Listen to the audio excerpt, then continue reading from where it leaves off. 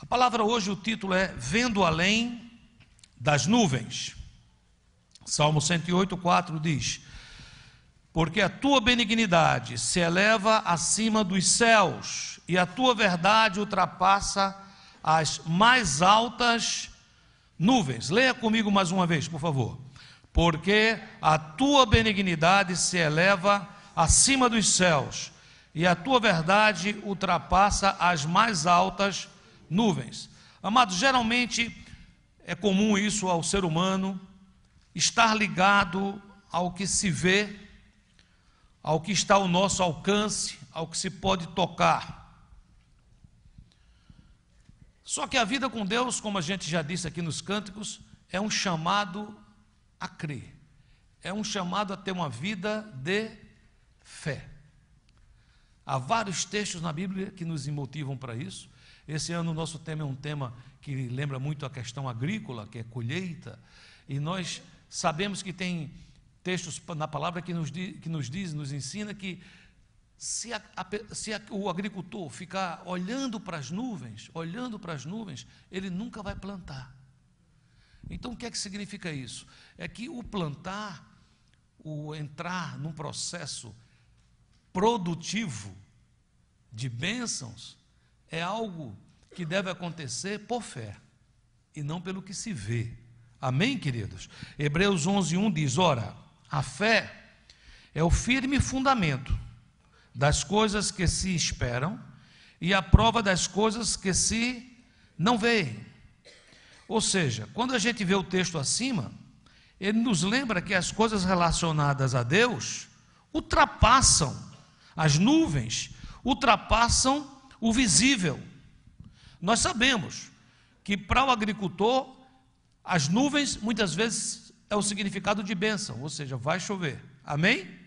Mas nós sabemos também que muitas nuvens, nuvens negras, nuvens densas, significa o contrário, significa tormenta, e a tormenta muitas vezes não vai regar a terra, mas vai destruir o que foi plantado. Salmos 18 diz: baixou ele os céus e desceu, e teve sobre os céus densa escuridão.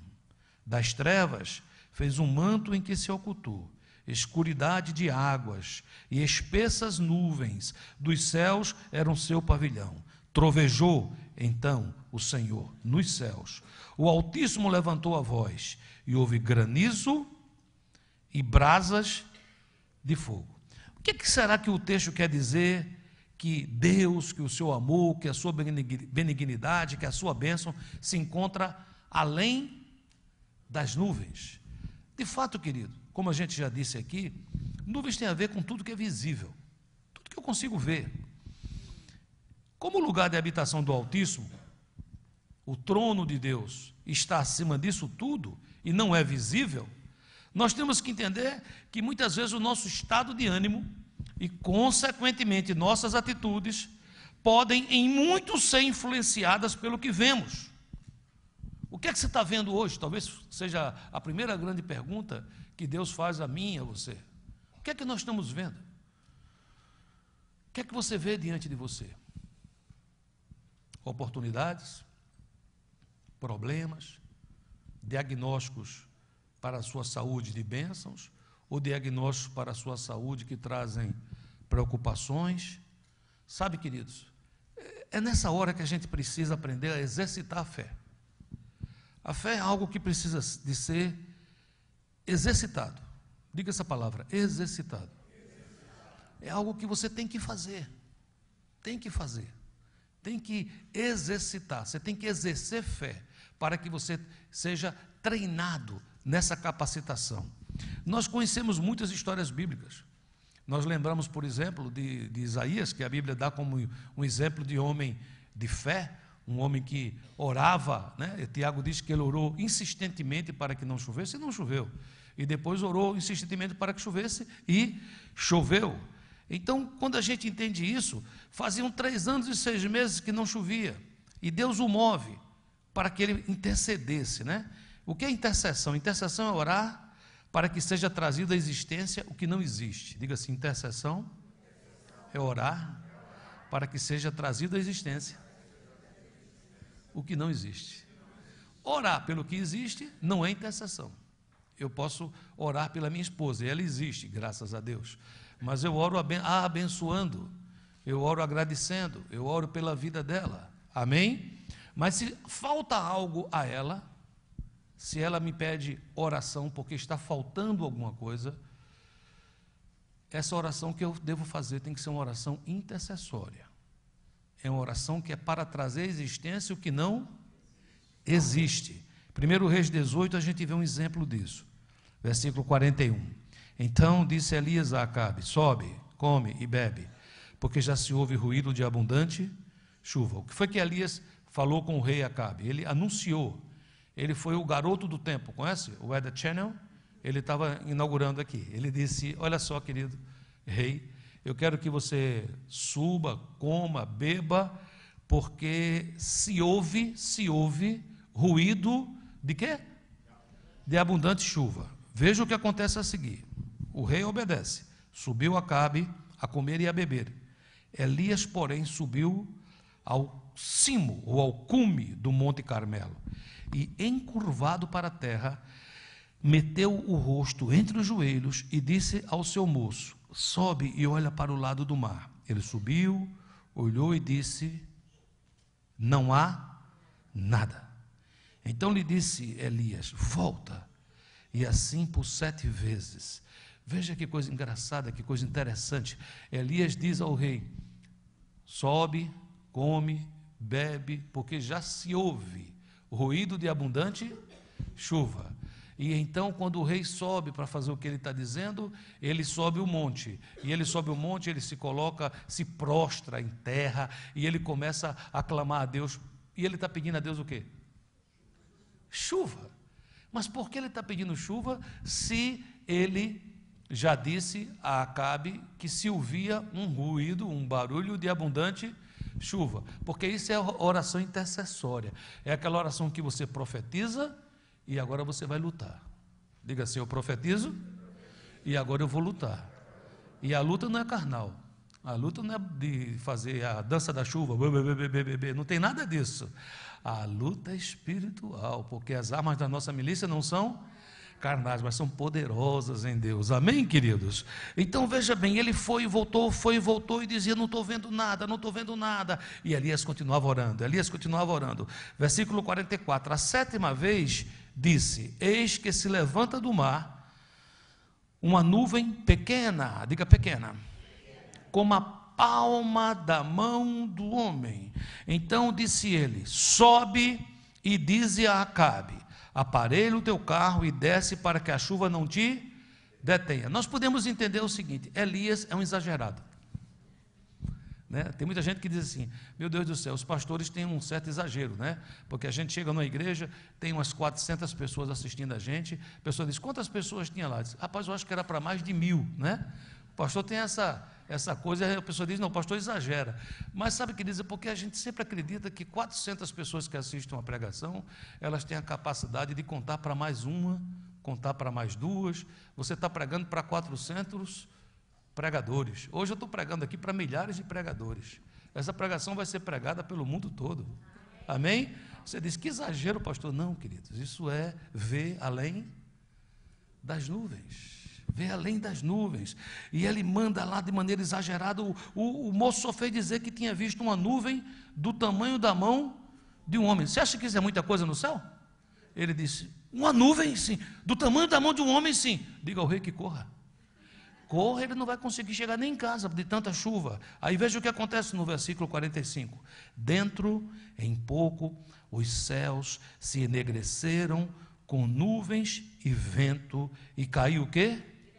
Grande chuva. Queridos, Elias não via nenhuma nuvem, na verdade. Ele não via nenhum sinal que iria chover, mas ele estava vendo pelos olhos da fé. Ele estava vendo além das nuvens. Dá uma animada quem está do seu lado. Diz a ele assim: corre, te prepara. É muita chuva, diga. Chuva de bênção, diga isso. Amém? Glória a Deus. Mas eu disse aqui no começo que não existe somente chuvas de bênçãos. Eu disse que no começo que também existe chuvas ou nuvens de tribulações. Você mora na Flórida, talvez a maioria de vocês moram aqui na Flórida. Eu não sei quantos que estão aqui já tiveram que enfrentar a preparação para a vinda de um furacão. Quantos aqui já passaram por isso? Deixa eu ver você. Você sabe o que eu estou dizendo. Não é um momento que você está ali propriamente dizendo: uau, que legal, vai vir chuva. Não, você está dizendo: Senhor, desvia para o oceano, desvia para o mar, não é? Você nem pede que desvie, só desviar, porque você tem que ter misericórdia da próxima cidade, não é isso? Então a gente fica preocupado. Por quê? Porque são nuvens que vão trazer com ela uma carga, uma certa carga de destruição. Nós não entendemos a intensidade. Ficamos ouvindo, o furacão é força 3, é 4, é 5. Alguns estão dizendo agora que já estão pensando até em que inventar um furacão força 6. Porque diz que estão vindo uns furacões aí que ultrapassam o que eles imaginavam ser o nível 5. Então isso preocupa a gente. Você sabe que às vezes, queridos, na vida da gente, vem nuvens de tribulação. Então a gente quer nuvens de bênçãos. Às vezes não as vemos. Temos que profetizar para que aconteça. Amém? Mas às vezes vem nuvens de tribulação. Você diz: o que é que a gente tem que fazer nas nuvens de tribulação? Você lembra quando Jesus foi ter com seus discípulos? Ele estava num barco e ele dormia. E a Bíblia diz que começou a ter uma tempestade. Essa não é a tempestade boa, essa é a tempestade má. É a tempestade que pode afundar um barco. E a Bíblia diz que os seus discípulos, nervosos, despertaram o mestre, e ele se levanta e ele diz ao mar: acalme-se. E o mar se acalmou. E os discípulos disseram: quem é esse que até o vento e o mar lhe obedecem? Diga o nome dele, igreja. Diga o nome dele, igreja. Ele é o mesmo, ontem, hoje e eternamente. Eu dei há pouco tempo agora um exemplo, rapidamente, de um profeta que enfrentou um momento que precisava de chuvas de bênçãos e Deus o atendeu. Deixa eu ler para vocês rapidamente a história de um rei que passa por nuvens de tribulação. Não é um rei, um profeta que passa por esse momento, apesar de o rei é que estava sendo ameaçado. Segundo Reis, capítulo 6, versículo 8, diz: o rei da Síria fez guerra a Israel. Versículo 14: então enviou para lá cavalos, carros e fortes tropas, chegaram de noite e cercaram a cidade.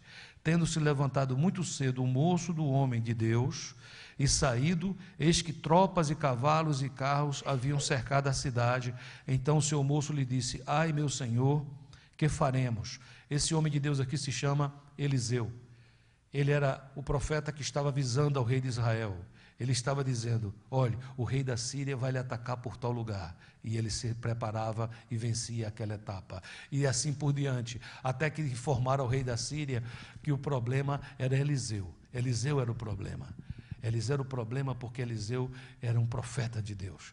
E o que é que acontece? Ele vai lá na tenda de Eliseu. Quando Eliseu desperta pela manhã, o seu moço, o seu discípulo, o rapaz que o ajudava, chamava-se Geazi.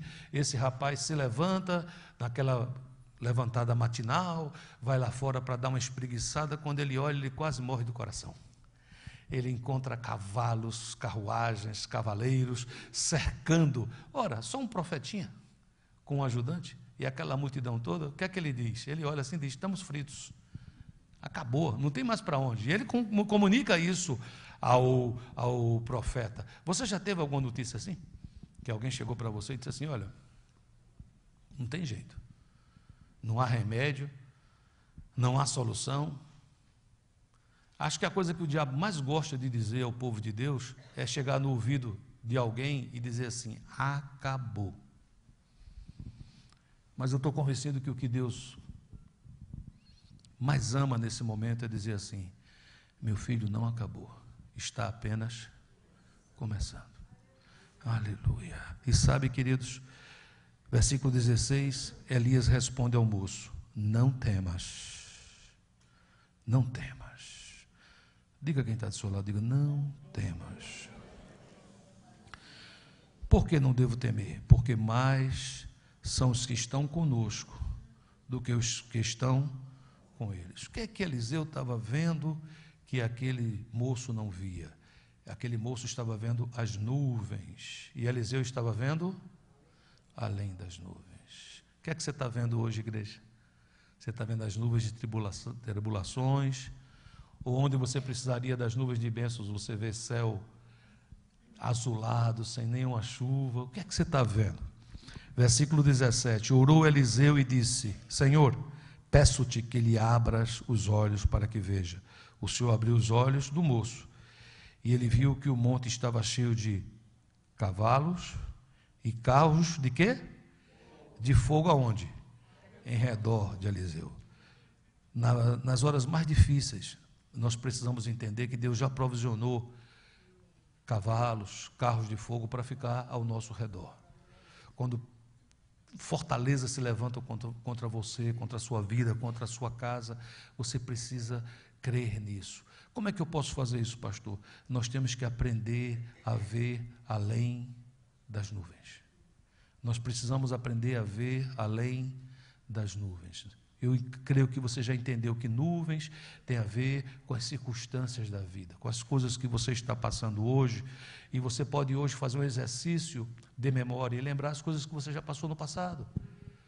Aqui tem alguém que passou no passado por uma nuvem escura, uma nuvem de tribulação, uma nuvem que parecia que ia acabar com a sua vida, mas aquela nuvem foi soprada pelo Espírito de Deus para longe e você se livrou dela. Levanta a tua mão e dá glória a Deus. Então diz assim comigo, se Ele fez uma vez, Ele vai fazer de novo. Amém, queridos? Vamos aprender isso de maneira prática? Escreva, por favor, não olhar para as circunstâncias.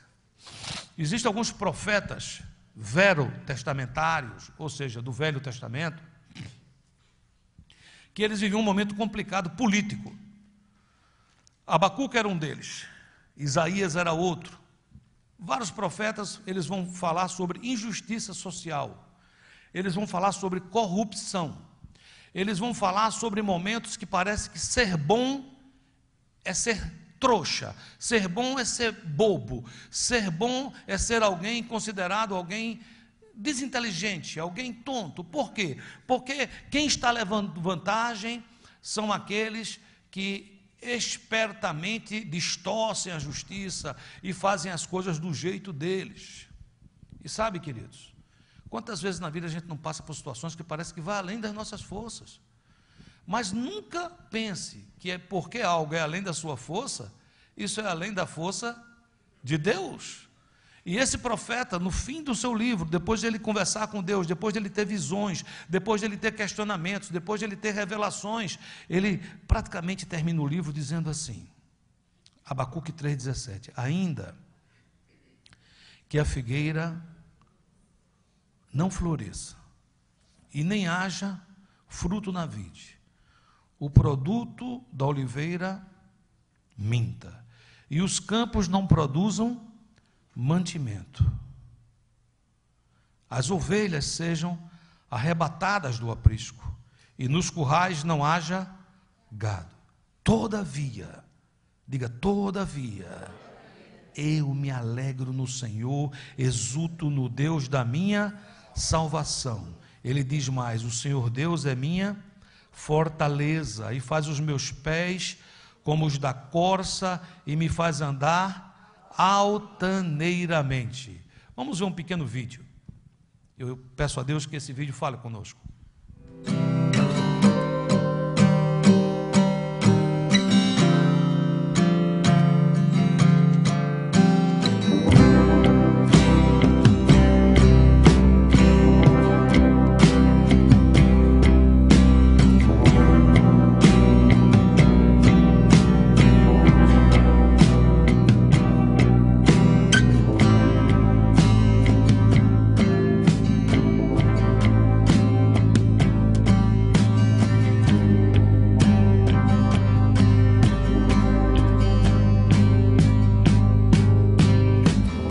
A couple years ago, I was with my family, and we were spending some time in this cabin in the woods on the edge of this remote lake. And I mean, we were deep in the middle of nowhere.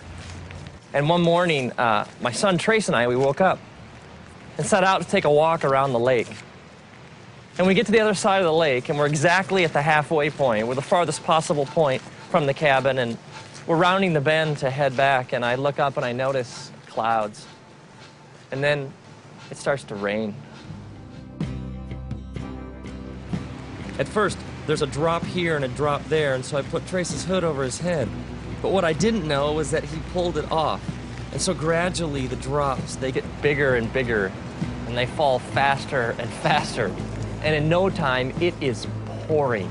I mean, the kind of rain that just soaks, it plasters your hair against your head, and the kind that just drenches your clothing. It's interesting if you think about the storm from Trace's perspective.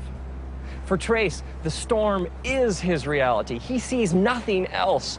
The lightning and the thunder and the trees swaying and the raindrops and the water just dripping off him, it's all he knows. He sees no reality beyond this storm. What Trace doesn't realize is that as his dad, I would do anything to get him home.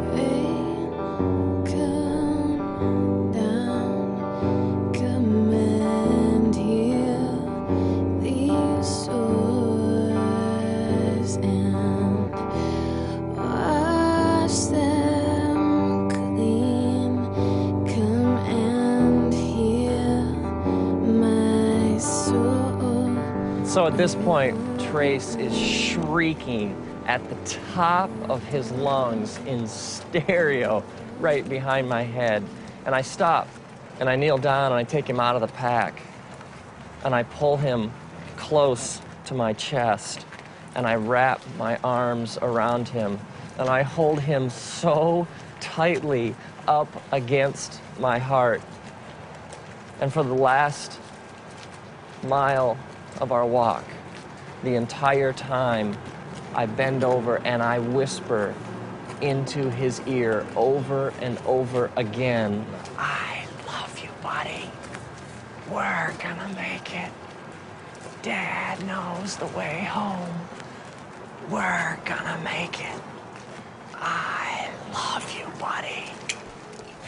And over and over and over again, through the storm, I carry him home, clutched tightly against my chest, whispering, I love you, buddy.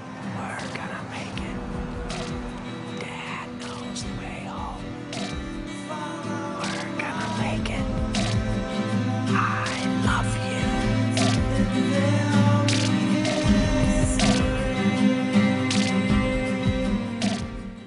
Eu creio que era isso que Jó estava dizendo quando ele dizia assim, porque eu sei que o meu Redentor vive, e por fim se levantará sobre a terra. Ele disse isso, capítulo 19, o livro de Jó tem 42 capítulos. Ele estava no meio da tempestade, ele estava embaixo da tormenta, ele estava dizendo, vai acabar o dinheiro. Ele estava dizendo, onde é que está o meu trabalho? Ele estava dizendo, e a minha saúde? Ele estava dizendo, e o meu casamento? Ele estava no meio disso, ele estava dizendo assim, papai sabe o caminho de casa. Ele me ama e vai me levar seguro. Ele estava dizendo, eu conheço ele, eu sei que o meu Redentor vive e por fim se levantará sobre a terra. Faz assim, coloca a tua mãozinha no teu peito, assim, se acalma, diz assim, fica calmo, deixa. Diga, papai conhece o caminho de casa. Tudo vai terminar bem. Amém? Segundo ponto, crê que nada acontece por acaso. Nada ocorre por acaso. A história que esse pastor contou, que ele passou com seu filho Trace, não aconteceu por acaso. Tanto não aconteceu por acaso, que terminou ele fazendo um pequeno filme, que hoje está edificando a nossa vida e deve ter edificado a vida já de milhares e milhares de pessoas. O que você está passando hoje não é em vão. Se você passar tudo isso embaixo da poderosa mão de Deus, a Bíblia nos garante em Romanos capítulo 8, 28, e sabemos que todas as coisas contribuem juntamente para o bem daqueles que amam a Deus, daqueles que são chamados por seu decreto. Deus chamou você, Deus fez um decreto nos céus e chamou você. E lá nos céus ele fez um decreto e disse: Joaquim Costa Júnior, eu estou chamando você para ser meu filho, para fazer parte do meu exército. Ele chamou você pelo seu nome. Ele disse: João, José, Carlos, Ricardo, Maria, Rosana, Elza. Ele chamou você pelo seu nome. É um decreto celestial. E quando ele faz esse decreto na vida de alguém, ele tem um propósito. Ele tem um propósito. A partir daí, o que o versículo está dizendo é que todas as coisas contribuem para o bem desse propósito, para que esse propósito possa se cumprir. O versículo seguinte, que você não tem no seu boletim, que é o 29, mas você pode pesquisar em casa, ele diz que tudo isso ocorre para que o nosso caráter vá sendo trabalhado, para que a gente possa cada dia parecer mais com Jesus. Ele diz: os que de antemão conheceu, também os predestinou, fez um propósito, fez um planejamento, também os predestinou para que, o quê? Sejam conforme a imagem do seu Filho primogênito. Amém? Então, nós temos que entender isso. Terceiro ponto, escreva, por favor. Nós precisamos aprender a desejar mais a Deus do que as suas bênçãos. Nós precisamos das bênçãos do Senhor. Você precisa das bênçãos? Eu preciso. Quantas vezes eu tenho clamado ao Senhor por bênçãos, porque as bênçãos são necessárias. Às vezes nós estamos passando por uma situação que a gente precisa de livramento. Livramento. Mas nós não podemos ser crianças. As crianças é que muito rapidamente trocam os presentes pelo presenteador. Você conhece uma criança porque quando você dá um presente à criança, ela recebe o presente, ela fica tão contente que o pai e a mãe têm que estar dizendo do lado dela o quê? Diga obrigado, porque ela não tem vontade nenhuma de dizer obrigado. O que ela quer é abrir aquele papel, abrir aquela caixa e poder usufruir, brincar do seu presente, do seu brinquedo. E às vezes a gente age assim com Deus.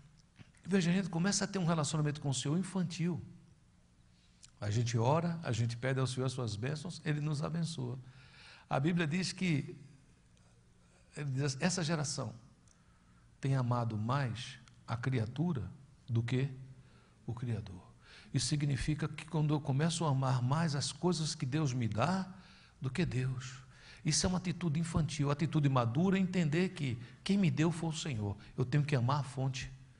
De onde veio, tem abundantemente mais. Efésios 3:20 diz assim: a Ele seja a glória na igreja, porque Ele pode fazer infinitamente mais do que tudo que pedimos ou pensamos. Por isso a Ele seja dada a glória na igreja. Você tem pedido a Deus algo? Existe algo no seu coração? Você tem um clamor diante do Senhor? Talvez você diga: será que Deus pode fazer isso? A palavra diz que não é que Ele não possa fazer o que Ele possa fazer. A Bíblia diz que Ele pode fazer infinitamente mais, ou seja, não tem fim o que Ele pode fazer. Uma certa feita, um pai desesperado que tinha um filho que sofria com a possessão demoníaca, que isso se apresentava ele tendo crises epiléticas e caindo no chão, e o demônio o açoitava, e ele disse que tinha gasto tanto dinheiro, mas nada tinha resolvido, tinha procurado ajuda até dos discípulos de Jesus, os discípulos também não tinham conseguido, e ele chega para o mestre e ele pergunta: mestre, tu podes curar meu filho? Quantas vezes nós nos aproximamos de Deus perguntando: Senhor, o Senhor pode fazer isso? E a resposta do Senhor já está na Bíblia. Ele está dizendo a você e a mim: eu sou o mesmo ontem, hoje, eternamente, e eu posso fazer o que você está me pedindo infinitamente mais. Se você for maduro, ao final você me dará glória na igreja. Se você for imaturo, você receberá o presente e você me dará as costas e você sairá correndo para usufruir do presente até que o brinquedo se quebre. E a gente começa a ter um relacionamento com Deus infantil. Isso prejudica as nossas vidas. Olha o que Salmo 63 nos ensina: ó Deus, Tu és o meu Deus forte, eu Te busco ansiosamente. A minha alma tem sede de ti. Ele não está dizendo, a minha alma tem sede das tuas bênçãos. Ele poderia dizer, e não era errado, eu tenho necessidades que precisam ser supridas. Mas a minha sede não está nisso, a minha sede está em ti. Ele diz, meu corpo te almeja como o quê? Como terra árida, exausta, sem água. E no versículo 3 ele termina dizendo assim, porque a tua graça é melhor do que a vida, os meus lábios te louvam. Ele está dizendo assim, Senhor, todas as bênçãos que o Senhor possa me dar, a maior delas, qual é a maior bênção que alguém pode ter? Não é a própria vida? Não é estar vivo? Não é ter saúde? Ele está dizendo, a tua graça supera a vida, a tua graça supera qualquer bênção. O que Deus quer que você entenda, que eu entenda, é que Ele nos ama. A Bíblia diz, se Ele nos entregou Jesus, por que motivo não nos entregaria juntamente com Ele todas as outras coisas? Não é o seguinte, eu quero orar para que Deus me dê as outras coisas. Você deve orar e clamar ao Senhor para que Ele coloque uma sede no seu coração absoluta e absurda por Jesus. Uma sede de querer mais dEle, eu quero mais de Ti, eu quero Te conhecer mais, eu quero saber mais quem é você. Quando isso ocorre, a gente começa a orar melhor, porque às vezes a gente ora feito criança. Criança pede aos pais nem sempre coisas boas. Eu sei porque tive filhos, eles cresceram, tenho netos, e muitas vezes o que eles pedem em lágrimas é aquilo que é horrível, não é bom para ele. E por que é que ele faz isso? Porque ele é imaturo. Quando ele cresce, ele aprende a pedir melhor. Quando você está mais perto de Jesus, mais perto de Jesus, mais perto de Jesus, você aprende a orar de uma maneira que o coração dele lhe ouve melhor. E sabe, queridos, é uma coisa importante a gente entender isso, é muito importante. Eu já contei essa história algumas vezes, vou contar mais uma vez. Quando a minha neta, eu tenho duas, a neta mais velha é Miriam, e a irmã dela é Esther. E quando Miriam nasceu, que ela era a mais velha, a primeira que viveu muito lá em casa, às vezes a gente confundia se ela era neta ou se era filha. Aí, vez por outra, Jesus lembrava a gente, é neta. Ah, entendi. Então, a gente amava demais, sempre amou, e ficava muito com ela. Só que veio o Rafael, que é o filho da Priscila, Miriam é a filha da Rebeca, e depois de um tempo, Rebeca teve outra filha que se chama Esther. E Esther era diferente de Miriam, porque Miriam, desde que nasceu, quando ela começou a falar, já falava muito explicado. Falava bem direitinho o português e o inglês e todas as coisas. E ela era assim, querendo fazer tudo. Esther era mais bebê. Ela falava feito bebê. Falava feito baby, entendeu? Ela falava um jeito que era bonitinho de ouvir. Mas era um português de baby. E às vezes tinha coisas que Esther falava que a gente não entendia nada. Ela falava, a gente não entendia absolutamente nada. Ainda bem que Miriam tinha inaugurado lá em casa o ministério de tradução. Então, quando ela falava que a gente não entendia, Miriam traduzia. Miriam traduzia. Miriam traduzia. E eu fiquei pensando assim, uau, que coisa engraçada. Criança entende criança. Passado algum tempo, eu vi Esther muitas vezes com Miriam, com Rafael, com outras crianças, e eu via Esther dizer alguma coisa e uma criança dizer, eu não entendo o que ela fala. Aí Miriam traduzia. Digo, então não são as crianças que entendem crianças, é Miriam que entende Esther. E é claro, isso para mim foi uma coisa que abriu meu coração.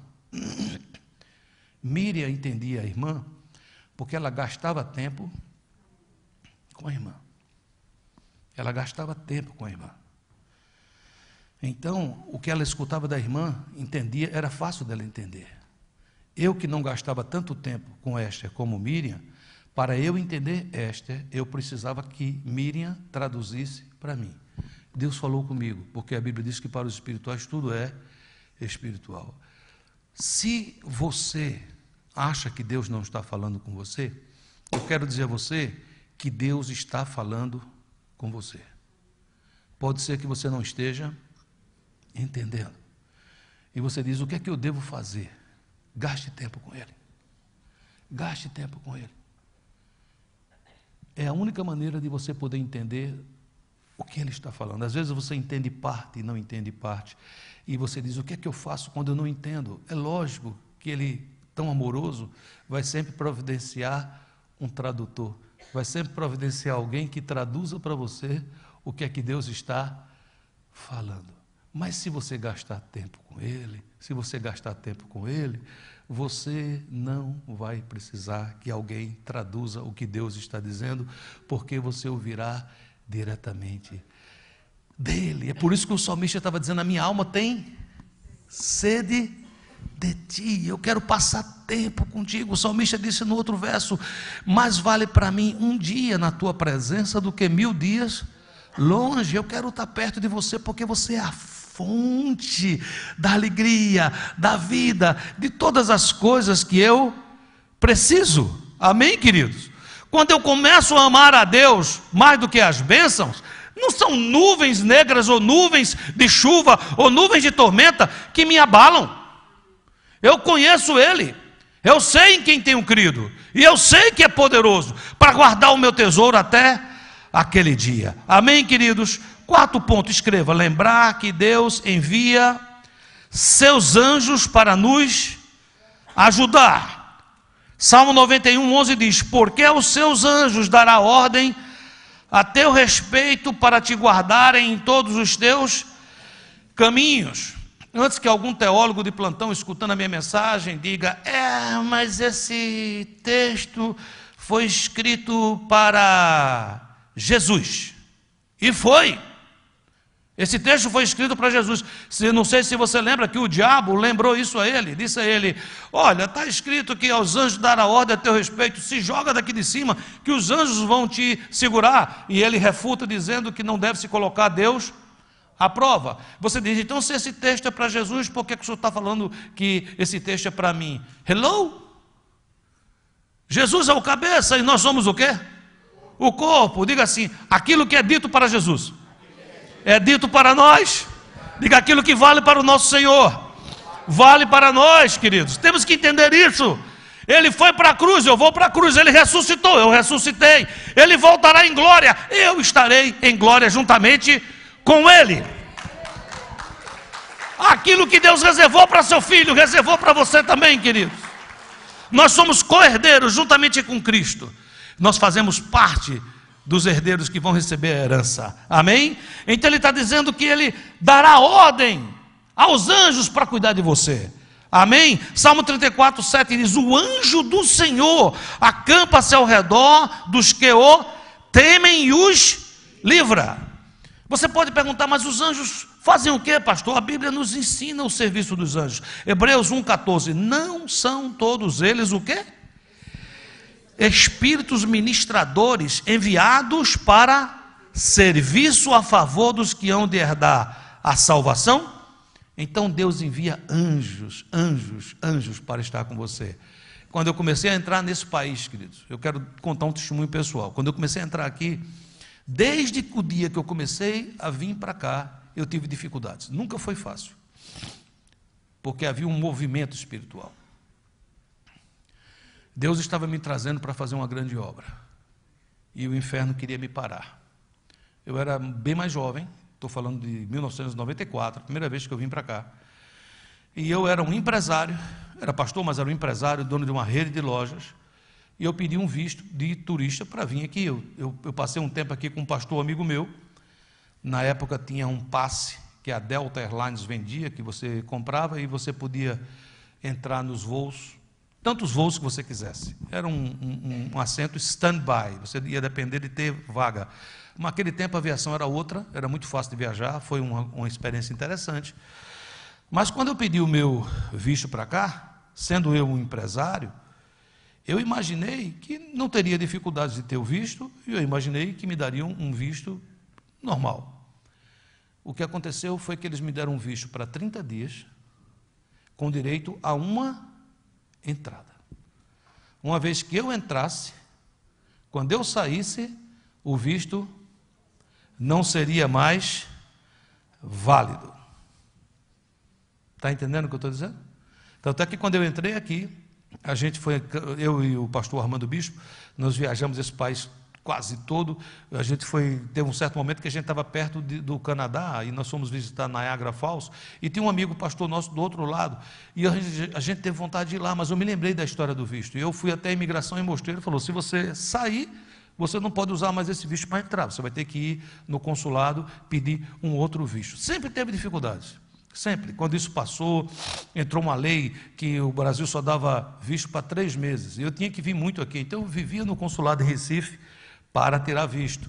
Quando o meu visto aqui foi aprovado, daqui a pouco vinha uma desaprovação. Quando o meu green card foi aplicado a primeira vez, o meu contador errou um negócio, o green card foi negado, depois reaplicamos, o green card veio, depois que o green card está comigo, veio uma carta dizendo que o governo quer tomar o meu green card, porque um dos advogados que eu utilizei teve um problema na justiça. Olha, eu não tenho nada a ver com advogado, mas era dessa maneira. Eu me tornei cidadão americano, 2 anos depois de me tornar cidadão americano, eu recebi uma carta do governo dizendo, nós vimos que você não tem problema nenhum, que o seu documento está legal, agora você pode aplicar para a cidadania. Como é que eu vou aplicar a cidadania? Eu já era cidadão. Então sempre foi uma dificuldade. Eu estou contando, fazendo culto, uma história longa e dolorosa. E você diz, o que é que você quer falar? O que é que isso tem a ver com anjos? Todas as vezes que eu entrei nesse país, todas, sem exceção, eu tinha a sensação nítida de que Deus me colocava um anjo do lado direito e um anjo do lado esquerdo. Isso era algo perceptível para mim. Eu saía do avião e eu via que eles se perfilavam ao meu lado. Eu ia andando até a imigração. E Deus ia dizendo a mim, eu vou dizer e vou colocar na sua boca o que você precisa falar.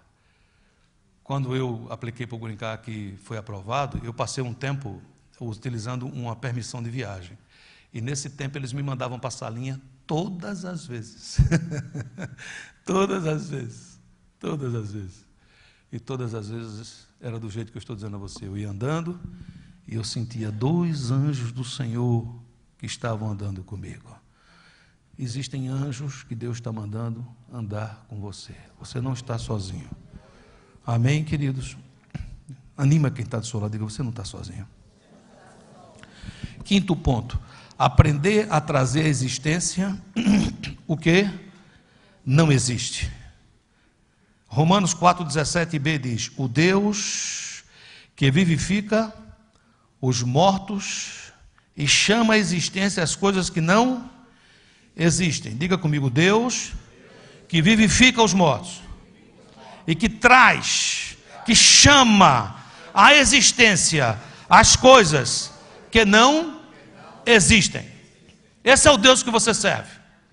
É o Deus que você pode colocar a mão em cima do nada e você clamar, e esse Deus vai trazer à existência as coisas que não existem. Você diz, o que é que ele vai usar para isso? Ele vai usar a palavra rema. Diga isso. Diga rema. Diga rema. Rema é a palavra que sai da boca do Logos de Deus. Jesus é o Logos de Deus. Jesus é o verbo. Jesus é a palavra.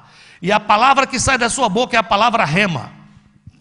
Pela sua boca tudo foi criado. Ele disse, haja luz, e houve luz. Haja separação entre a porção líquida e a porção seca. E assim foi. É aprender a trazer à existência as coisas que não existem como se já existissem. Você que é mãe, que chora pelo seu filho, que chora dia e noite pelo seu filho, você chora, mas você vai parar de chorar hoje e você vai começar a clamar. Você vai começar a clamar e dizer, Senhor, eu não gerei filho para a calamidade, eu gerei filho para ti, eu gerei filho para ser teu servo, e eu já o vejo como teu servo. Eu chamo à existência o que não existe como se já existisse. Quantas vezes eu já contei aqui à igreja, na minha adolescência, rebelde, quem olhasse para mim não dava nada, não dava um tostão furado por aquele rapaz, era todo errado, e minha mãe olhava para mim e dizia, você sabe de uma história? Eu digo, ela vai contar alguma coisa que eu já sei, porque minha mãe contava as mesmas histórias milhares de vezes. Depois eu aprendi a escutar essas histórias dela repetidas com alegria. No começo, como adolescente não escuta com alegria, adolescente é chato, né? Eu digo por mim, os outros talvez não sejam, mas eu era um adolescente chato. Aí a pobrezinha dizia, vou te contar uma história. Eu digo, de novo, mãe, qual é a história dessa vez? Quando você nasceu, eu chamei O pastor Teófilo. O pastor Teófilo tem uma Bíblia grande. Ele colocou a Bíblia em cima de você. Você quase ficou coberto, porque a Bíblia era muito grande. Aí, o que foi que aconteceu? O pastor Teófilo orou e eu disse: consagre ele a Jesus, ele vai ser um pastor. O pastor Teófilo disse: Senhor, nós estamos consagrando, ele vai ser um pastor. Digo, eu já escutei essa história 1000 vezes e eu não vou ser pastor. Ele dizia: você vai pregar, você vai ser um pastor. E eu tinha escutado uma história que meu pai tinha dito: ele vai ser comerciante. Eu digo: dessa eu gosto. Eu vou ser esse negócio aí que meu pai falou. Eu fui um comerciante por um tempo, porque Deus também escutava a voz de meu pai, não é verdade? Mas quem foi que prevaleceu? Foi a voz da palavra rema de uma mãe que orava, que clamava, que chorava e dizia: eu não criei ele para você, diabo. Eu ia servir o diabo, mas ela ficava em casa dizendo: não vai ser para sempre, isso vai ser mudado. Eu não sei como é que está teu casamento, eu não sei como é que está a história da tua família, mas Deus está esperando que uma pessoa na tua casa, se levante e comece a profetizar aos ossos secos, dizendo: ossos secos, comece a ter vida, comece a se juntar, osso com osso, comece a crescer carne, tendões, começa a crescer agora, em nome de Jesus, e vai se formar um exército numeroso. Deus está te dando boca de profeta. Você recebe, levanta a tua mão e começa a glorificar o Senhor. O diabo tem dito acabou, o diabo tem dito desanime, mas você está dizendo: quem acabou foi você, diabo. Quem vai desanimar é você, porque a Bíblia diz: humilhai-vos debaixo da potente mão de Deus, para que a seu tempo vos exalte. A Bíblia também diz: resisti ao diabo e ele fugirá de vós.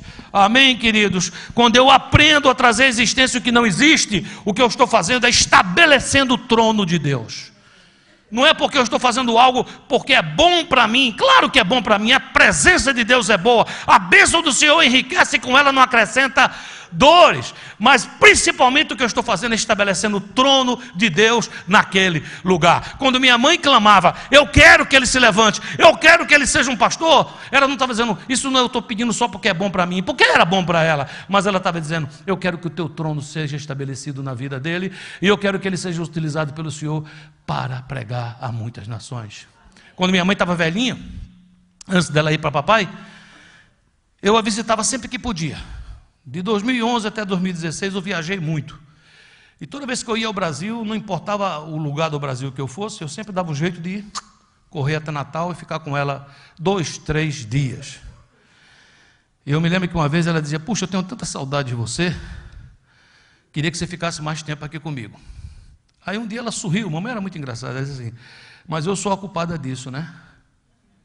Eu disse: não, mas não tem culpados. Eu não entendi, ela foi mais espiritual. Ela disse: não, eu sou culpada porque eu profetizei na tua vida, e eu disse que ia acontecer assim na sua vida, e eu tenho saudades, mas eu estou feliz porque você está fazendo aquilo para o qual você nasceu. Levanta a tua mão bem alto, diz assim: eu vou aprender a trazer à existência o que não existe, para a honra e glória de Deus. 6º ponto, queridos, e último, diga glória a Deus, é reconhecer que a palavra final pertence a quem? A Jesus. Palavra final não é de médico, palavra final não é de filho, palavra final não é de pai, palavra final não é de irmão, palavra final não é de ninguém. A palavra final é de Jesus. Ele pode utilizar alguém para falar a palavra dele. E eu peço muito a Deus para eu ser sempre boca de Deus. E Deus quer que você também seja sempre boca de Deus. O que significa ser boca de Deus? É aquele que profere o que Deus está falando. Eu não estou com ideias. Amém? Quantas vezes, queridos, na vida ministerial, eu não escutei palavras dizendo assim: pastor, não tem jeito aí. Você não está entendendo que não tem jeito? Quantas vezes eu vi coisas acontecerem que não tinha mais nada. Mas dentro do meu coração eu dizia: a palavra final é de Jesus. Se ele quiser levar, ele leva. Se ele quiser deixar, ele deixa. Se ele quiser fazer, ele faz. Se ele não quiser fazer, ele não faz. Mas a palavra final é dele. O trabalho que a gente tem e que deve ser feito é obedecer a Bíblia. A Bíblia diz: está alguém entre vós doente? chama os presbíteros, unja com óleo e ore. Esse trabalho é de quem? É da igreja. E quem vai curar? É o Senhor. Não é o meu trabalho? Amém, queridos? Eu não sei se Jorginho e Michele estão aqui. Jorge Coelho. Levanta a mãozinha. Pronto, está ali. Camisa amarela, verde. Hã? Eu não sei. Então veja. Patriota, patriota. Muitas vezes eu fui levado à casa de Jorginho e Michele, sempre me trataram com muito amor, com muita alegria. Mas uma vez eu fui levado lá numa noite de dor, de dor. A esposa dele, Michele, tinha sido diagnosticado que ela tinha perdido um bebê. Ela estava, naquele momento, os médicos disseram que fizeram ultrassonografia, disseram que não tinha mais bebê dentro dela e que ela estava tendo um aborto natural. E pediram para que ela voltasse lá para fazer a curetagem. E eu fui levado com a minha esposa, com os discipuladores dele, para orar por eles. E quando eu fui orar, era para orar por consolo. Era para orar para que Deus desse consolo ao casal. Vocês entendem o que eu estou falando? E eu estou dizendo a você que a minha cabeça era isso, era orar por consolo. Mas quando eu comecei a orar, ela me contou uma história dela. E aquilo comoveu meu coração. Aquilo mexeu meu coração. Eu tive compaixão. E eu então clamei ao Senhor. E quando eu pedi para minha esposa impor as mãos sobre o ventre dela, e eu apenas levantei minha mão e comecei a orar. Naquela hora eu tive uma visão. Eu via no útero dela uma luz, uma bola, uma luz tão vibrante. E eu disse isso a eles. Eu disse a ela: Deus está curando o teu útero. Deus está fazendo coisas grandes aqui. E eu saí. E quando eu saí, os irmãos que tinham me levado ficaram preocupados. Disseram: pastor, o senhor não entendeu que ela já teve o aborto? Eu disse: por que eu tenho que entender isso? Não, porque do jeito que o senhor fez e o senhor orou, vai criar uma falsa esperança no coração dela. Eu disse: eu não tive nenhum objetivo de criar falsa esperança. Eu apenas relatei o que eu vi. Não disse mais, nem disse menos. E eu creio num Deus que é poderoso para levar essa criança. E eu creio num Deus que é poderoso, até se tiver saído para mandar essa criança voltar. Foram essas minhas palavras naquela noite. Passado algum tempo, eu recebo um telefonema dizendo assim: pastor, eu fui fazer a curetagem. Eu estou contando uma história que talvez tenha detalhes que só os pais poderiam dizer. E disse, e para surpresa nossa, dos médicos, disseram: espera um pouco, ainda tem uma criança aqui dentro. Essa criança foi crescendo, teve dificuldades. Num certo momento, fui informado, uma certa coisa que acontece, como se os órgãos estivessem externos, tinha que fazer uma cirurgia. Oramos mais uma vez. Quando foram fazer de novo o exame, os órgãos estavam no lugar. Essa criança deu certo, essa criança vingou, essa criança nasceu, essa criança está entre vocês. Ele está aí? Levanta ele, Jorge. Traz ele aqui. Traz o Caleb. Vem cá, Calebinho. Você está tão grandão agora, diferente, rapaz, quando eu conheci você. Tudo bem? Como é que você está? Jorginho, foi assim a história? Foi exatamente assim. A gente creu e o Senhor fez. Né? O médico, quando foi atender a Michele para a curetagem, a enfermeira foi chamar o médico porque ela falou assim: peraí, tem alguma coisa errada aqui. Porque vocês não vieram para ouvir o coração do neném? A gente falou assim: não, você falou que já não tinha mais nada. Então a gente veio aqui para fazer a curetagem. Ela falou: peraí, tem que chamar o médico, porque tem alguma coisa aqui. E o médico era um médico famoso. Ele depois convidou a Michele para fazer uma reportagem num programa que ele tinha de televisão na época, e a gente se recusou, porque a honra ia ser dele, né? Quando a honra não era dele. Era um médico judeu, né? E do Hospital Monte Sinai. E ele ficou pasmo com o que aconteceu diante dos olhos dele. Ele não acreditava. Da mesma forma, foi o segundo caso, quando ela foi fazer aquela ultrassonografia que eles fazem aqui, para você decidir se você vai abortar ou se você vai ter a criança, né? E quando a gente voltou lá para fazer o acompanhamento, a enfermeira chamou o chefe do setor, porque ela falou: tem alguma coisa errada. A imagem que a gente tem aqui, os documentos todos que a gente tem aqui, é de uma criança que tinha os órgãos para fora. E essa criança que está aí, perguntou, você quer saber o sexo? Aí a Michele respondeu, não, o sexo eu já sei, ele vai ser pastor, então já sei que é homem. Eu quero saber se ele está bem ou se ele não está bem. E eu quero dar uma palavra a você, Caleb. Algum tempo atrás eu fiquei muito preocupado, porque Caleb cresceu, né? E Caleb, acho que isso tem a ver com pastores. Eu quando cheguei a mais ou menos 13 anos, eu tive a curiosidade de contar quantos pontos eu já tinha levado, costurado. Estava em 118, 117. Acho que Caleb tem uma unção parecida. Caleb é ator, tem vários filmes aqui da igreja, ele desde pequenininho interpretando.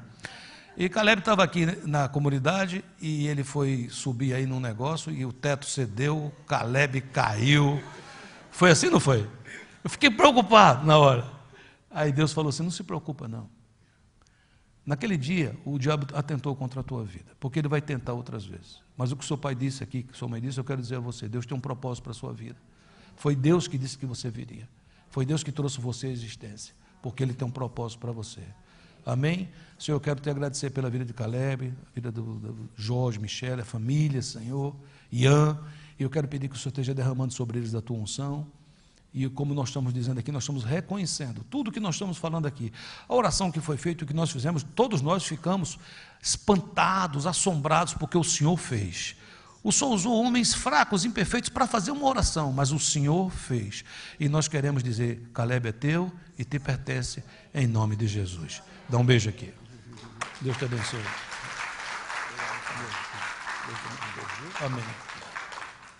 Diz a quem está do seu lado, diga, Deus é bom. Diga, a palavra final pertence a Jesus. Se o médico se levantar e disser, não tem mais jeito, você diz, pode ser que não tenha mais jeito, se Jesus disser. Agora, se ele não disser, tem. E se não tiver mais jeito, é porque vai ter. Porque eu vou viver com ele forever, forever and forever. Amém?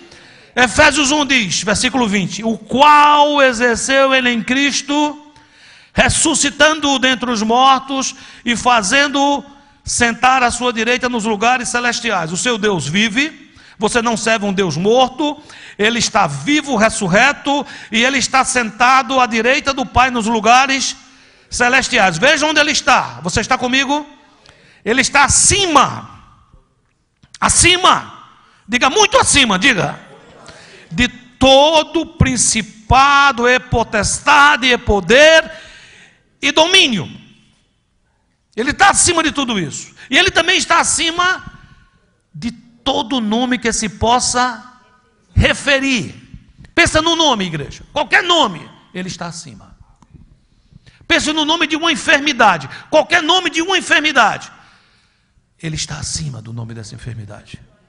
Qualquer coisa, ele está acima disso. Esse é teu Deus. Esse é o Deus que você serve. Amém, queridos? E veja mais, não só no presente século, mas também no vindouro. Versículo 22. Veja o que é que ele faz com tudo isso. Você está pronto? Diz a quem está do seu lado, se prepara, o que vem aí é forte, diga. Olha o que ele está dizendo.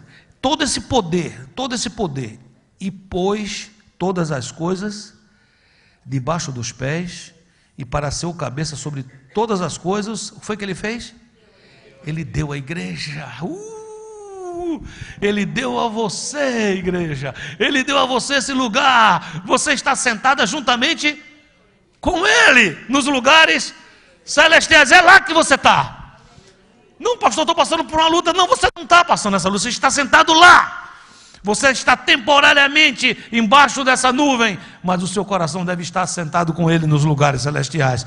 Filipenses capítulo 2, 9 diz, pelo que também Deus o exaltou sobremaneira e lhe deu o nome que está acima de todo nome, para que ao nome de Jesus se dobre todo joelho nos céus, na terra e debaixo da terra, e toda língua confesse que Jesus Cristo é Senhor, para a glória de Deus Pai. Eu confesso, Jesus Cristo é Senhor. Você pode confessar?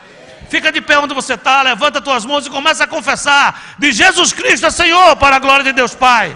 Diga isso, diga: Ele reina, Ele vive, Ele é soberano, Ele é maior do que todas as coisas. Diga: Ele está acima dos meus problemas, eu posso ver além das nuvens. Amém, queridos? A Bíblia diz em Isaías 55:9: porque assim como os céus são mais altos do que a terra, assim os meus caminhos são mais altos que os vossos caminhos, e os meus pensamentos mais altos do que os vossos pensamentos. Você entrou por aquela porta hoje com alguns pensamentos, você entrou por aquela porta hoje talvez com algumas lutas, mas Deus hoje abriu os teus olhos e está fazendo você ver além das nuvens. Ele está te chamando para fazer como Elias fez. Elias profetizou, ele disse: olha, tem barulho de chuva, mas não tinha nada, mas ele profetizou. E o que foi que ele fez depois que ele profetizou? Ele foi guerrear, ele foi orar. E é isso que eu quero ensinar você. Você vai profetizar. Onde você está agora? Começa, fecha teus olhos, começa a orar e começa a profetizar. Começa a dizer ao Senhor, começa a profetizar a bênção que você precisa, o que Deus está colocando no teu coração. Começa a falar, começa a dizer, começa a receber por fé. E agora eu quero ensinar você a guerrear. Aí você vai sair do lugar que você está, o que você já profetizou, você vai vir aqui na frente e você vai fazer o que Elias fez. Você vai começar a orar e dizer: Jesus, eu acabei de profetizar e agora eu quero te pedir que a chuva venha, a chuva de bênção venha, que a tormenta saia e que venha apenas aquilo que é de ti.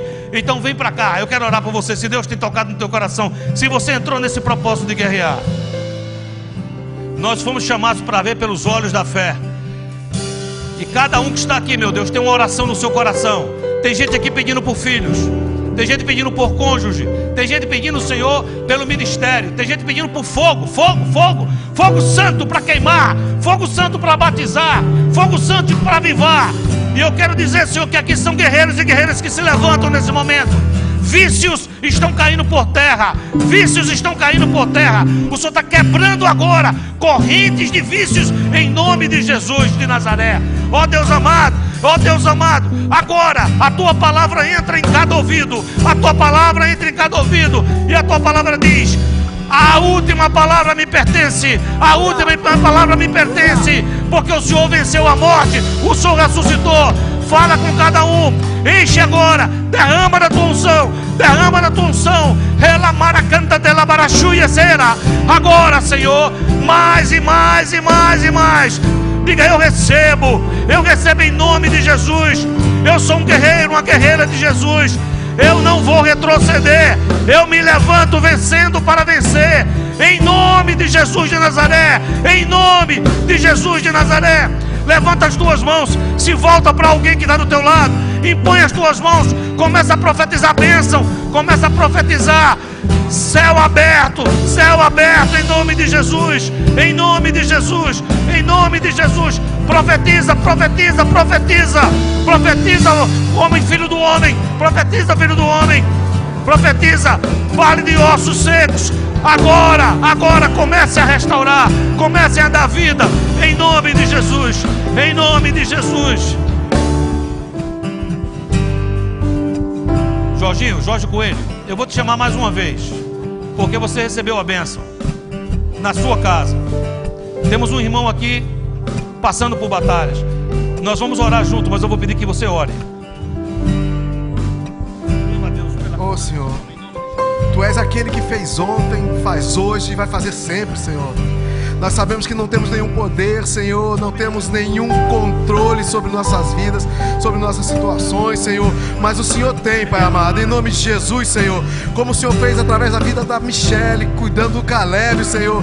Pai amado, eu quero te pedir, Senhor, o Senhor venha com o teu poder, com o teu toque, Senhor, quebrando todo paradigma, Senhor, quebrando toda definição que os médicos possam ter, Senhor, e traga uma cura, Senhor, mas uma cura total, Senhor, que encha naquela casa, Senhor, o teu poder, Senhor, com a tua graça, Senhor, que o Senhor venha trazendo, Senhor, o que ninguém pensa que é possível, Senhor, mas que o Senhor pode fazer, Pai amado, em nome de Jesus, Senhor. Vem com o teu toque, Senhor, vem refazendo, Senhor, as células do corpo, Senhor, vem renovando o seu sangue, Senhor, vem renovando partes do corpo, Senhor, em nome de Jesus, Senhor. O Senhor é aquele que é capaz de fazer do nada algo novo, Senhor. Oh, Pai amado, o Senhor trouxe vida quando não havia vida, Senhor. E o Senhor pode fazer isso mais uma vez, Senhor. Eu te peço, Senhor, venha pela casa dos Medeiros, Pai amado. Entra, Senhor, entra no corpo dele, Senhor.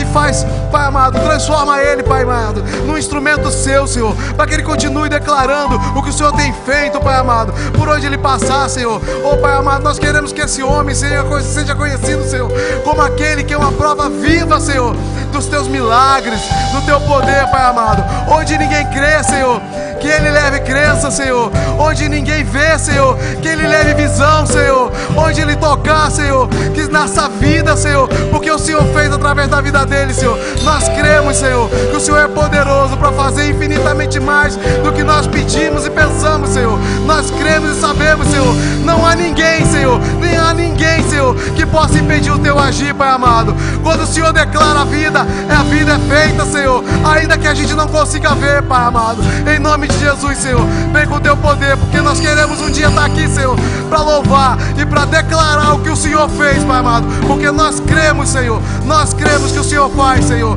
e nós te louvamos desde já, Senhor, porque nós queremos dizer, Senhor, que não é por vista, Senhor, mas é por fé que nós andamos, Senhor. Nós já declaramos agora, Senhor, cura sobre a vida do Medeiros, Senhor, e cura sobre a vida de todos aqueles, Senhor, que o Medeiros estender a mão, Senhor, em nome de Jesus, Senhor. Usa-o como canal, Senhor, usa-o como um canal de bênção, Senhor, em nome de Jesus, Paizinho amado. Amém. Pai amado, nós dizemos amém a essa oração. Nós cremos que algo grande foi feito aqui, em nome de Jesus, e nós declaramos, em nome de Jesus, semente de enfermidade morra, mingue, diminua, desapareça, em nome de Jesus. Nós somos o teu povo, nunca vamos dividir honra nem glória, nunca, Senhor, vamos trazer para nós. Desde já, nós já te glorificamos, e somente a ti, Jesus, nós damos toda a honra, toda a glória, todo o louvor e toda a adoração na igreja. Aleluia.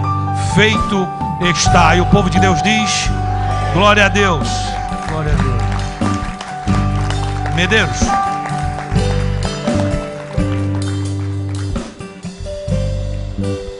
vem cá. Eu não sei se você estava aqui quando um menininho que é deficiente visual trouxe um cavaquinho e tocou aqui na igreja, contou um testemunho. Sim. Lembra? O nome dele é Mateus. Ela vai contar mais ou menos o que está acontecendo com o Mateus. E eu vou pedir para o senhor orar por Mateus. Amém? Você vai orar por cura. Amém? Ouça o que ela vai dizer. A Gessilene, mãe do Mateus, né, escreveu para a gente pedindo oração, porque o estômago dele agora parou de funcionar e ele precisaria operar. Esse final de semana ele operaria, mas ele estava internado e ela conversou com os médicos e ela falou, a mensagem que ela mandou foi: se eu creio que Deus pode curar, por que eu não vou até o fim com isso, né? E ela desistiu da operação. Os médicos concordaram, porque a operação poderia funcionar ou não. Então ela resolveu dar o passo de fé e crer que Deus já curou Mateus. Então a gente orar por isso. Pai querido, quero te louvar e te agradecer, Senhor, porque Tu és o mesmo ontem, hoje e eternamente, Senhor. Pai, a Tua palavra fala, Senhor, que Tu andou por essa terra aqui, Senhor, curando todos os enfermos, todos os oprimidos pelo inimigo, pelo diabo, Senhor, libertando todos, Pai. E o Teu desejo, Senhor, é esse, Pai, que todos nós sejamos curados e sarados, Senhor, porque maior é o que está conosco do que o que está no mundo, Paizinho. E eu quero declarar sobre a vida do Mateus, Senhor, cura agora em nome de Jesus, Senhor, porque Tu já determinaste isso nos céus, Senhor, e Tu nos deste essa autoridade para curar enfermos aqui na terra, Senhor. E eu libero essa palavra de cura na vida do Mateus, que agora mesmo o Senhor possa estar indo aí com o Teu Santo Espírito, Senhor, tocando o Mateus e liberando cura na vida dele, Senhor. E eu declaro: enfermidade morra agora, saia da vida do Mateus agora. E o Senhor Jesus, através do Seu Santo Espírito, está indo curá-lo agora. E ele já declara: ele está curado em nome de Jesus. É assim que eu oro, em nome de Jesus. Amém. Aleluia, glória a Deus. Queridos, eu quero fazer uma última oração nesse momento. Eu sei que cada um de vocês já orou e eu digo amém a oração de vocês, amém? Mas eu quero orar por família. Eu quero orar por casais que estejam passando alguma luta Talvez seja difícil para você dizer, ore pela minha família que eu estou passando por alguma luta, que às vezes a gente fica com um pouquinho de vergonha. Eu quero dizer que todos nós passamos por lutas, mas talvez você já tentou, você está tentando alguma área, e eu queria orar por você. Então qualquer casal que está aqui agora, que está passando por uma dificuldade, que não consegue às vezes uma boa comunicação, que precisa da ação de Deus, eu queria que você viesse aqui, ó, nesse meio aqui, ó. Vamos abrir um espaçozinho aqui. Eu queria que você viesse aqui em nome de Jesus. Então Deus quer fazer coisa grande na sua casa. Pode vir mesmo, venha. Deus é bom. A família nasceu no coração de Deus. Então Deus quer tocar no coração da sua família, da sua casa, em nome de Jesus. Seja qual for a área, não importa. Deus é Deus e Ele faz coisas maravilhosas. E eu creio nisso. Amém? Pastora Rosana, me ajuda aqui nessa oração. Nós vamos completar agora, dia 12 de novembro, 41 anos de casados. E sabemos que permanecer casado é um processo de fé, de caminhar, de renúncia, de estar com o Senhor. Quando nós fizemos 10 anos de casados, nós éramos bem jovens, nós pensamos que o casamento ia acabar. Tinha acabado dentro de nós a chama da paixão. Queríamos muito bem um ao outro, mas parece que faltava aquilo que nos motivou a começar a caminhada. E passamos alguns meses, talvez um ano, de muita luta. Fizemos muitos encontros de casais, estudamos, aprendemos, mas aquilo parecia que não descia nosso coração. E foi através da oração. A gente deixou um pouco aquilo de lado e começamos a orar juntos, começamos a ser companheiros de oração. E quando a gente menos esperou, Deus não tinha dado de volta aquele amor. Deus tinha renovado um amor, tinha dado um amor novo, completamente novo. Algo tão grande, algo tão forte que a gente não tinha experimentado até então. De fato, Ele tinha entrado lá em casa e aquilo que tinha virado água, Ele transformou em vinho. O vinho novo. Então, se Ele fez com a gente, e a gente passa por lutas também, vez por outra, e a gente para, oramos, e Deus vem e consola, e a gente está junto. Como é bom estar com ela, minha companheira. E Deus vai fazer assim com você também. Eu vou pedir para ela orar, e eu vou orar junto. Decida amar.